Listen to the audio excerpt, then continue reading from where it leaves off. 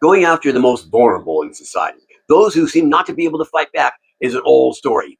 I'm not a young man, and when I just finished college, Ronald Reagan's people had come into power, and I was working in this little church. And one little old lady, she lived in subsidized housing. I mean, she was really poor. Her Social Security was so small that she needed to have the subsidized housing and food stamps to live on.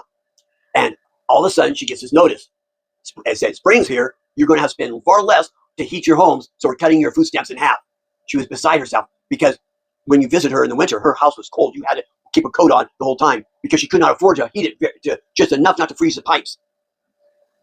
But they didn't care. It was just an excuse to cut what was going to the poor and those in need so they could give big tax cuts to the wealthy.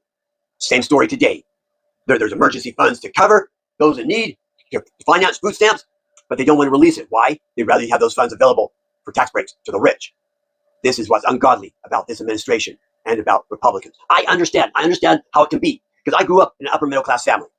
And for a while in my youth, I didn't understand how could anybody be poor when I could just reach out and there was money available, but not for them. And as time went on, I had been in business a couple times. And the last time I shut down my business and I figured, well, I always was able to get raises really quick, because I was a good worker. So we had our construction business over in Eastern Washington. So I moved back to the Portland area, and lo and behold, all I could find was close to minimum wage jobs. Well, they might be a buck above, but minimum wage was being held down. And so it was very difficult to make it on minimum wage. I ended up eventually working a couple jobs just to keep my head above water. But there was many times when I went without, didn't have money enough for food towards the end of the week. I know what it was like. That's why I'm a lot cautious, even though now, where I'm not rich, I'm not poor, but I'm not rich, but I at least have enough to live on. But I'm very cautious. But the thing is, I know what it's like because all of a sudden there it was, and there wasn't the funds to keep me going. It was only by the help of others and the grace of God, who often I would find money as I was going to the store where I had only $5 left in my wallet to cover me for a couple of days until the next paycheck. And lo and behold, I opened the car door, there'd be a $20 bill on the ground, gift from the good Lord.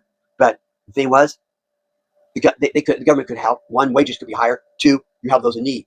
But those with great will don't understand. And it's easy to be that way. But you see, it's easy not to understand something you're not going through. Maybe you're somebody who's been fortunate, but that you still need to understand what it's like for other people who are not fortunate.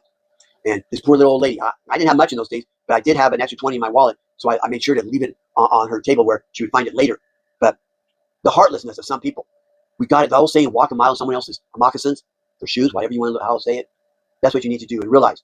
Just because you're not going through it doesn't make it any less real for the people going through a hard time. And we have to be more caring people. Maybe that's why we have suffering coming our way, because we haven't been caring enough. What we've done to we're doing to immigrants, whether it's Democrats or Republican presidents, it has been wrong. They too deported far too many, and I've said that many times. But maybe this is just a wake-up call that we need to be more caring about those who are in need.